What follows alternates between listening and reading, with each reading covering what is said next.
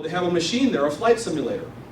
These these video games now are good. So I'm in this thing, I'm playing this game, right? And I'm chasing this guy, and I'm determined to shoot this guy down here, shooting at him. And I'm chasing this plane, and all of a sudden,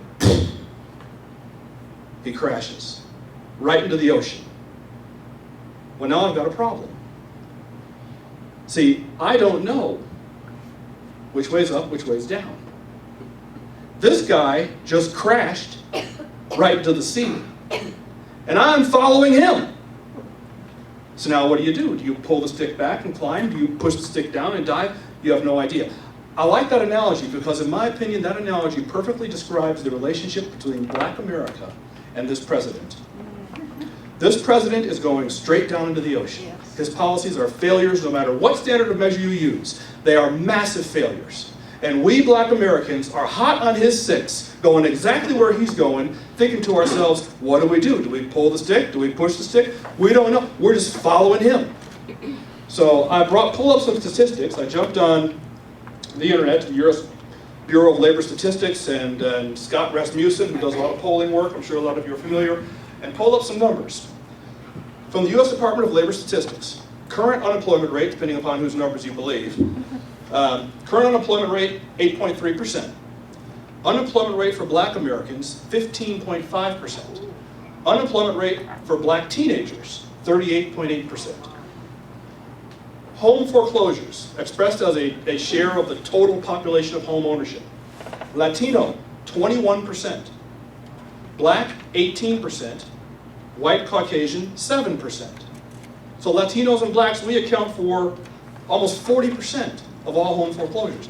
U.S. poverty rate from the U.S. Census Bureau, the number of families living below the poverty line in 2010, apparently the last year for which complete data is available.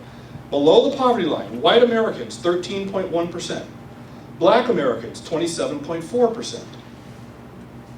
Of the 45 million American families on food stamps, approximately 33% are Black Americans. Okay, so there's the bad news. Now, presidential approval rating from Scott Rasmussen. Presidential approval rating.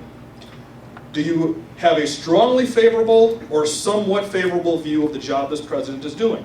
All Americans, strongly favorable, 18%. Black Americans, 58%. Somewhat favorable, all Americans, 42%. Black Americans, 86%. Is America better off now than it was 5 years ago?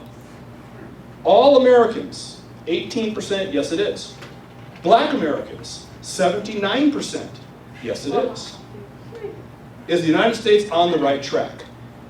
All Americans, 17%, yes it is. Black Americans, 82%, yes it is. So you see the disconnect, right? All the numbers we want going down are coming up. All the numbers we want coming up are going down for our demographic of the country. Yet when asked how are things going, things are great.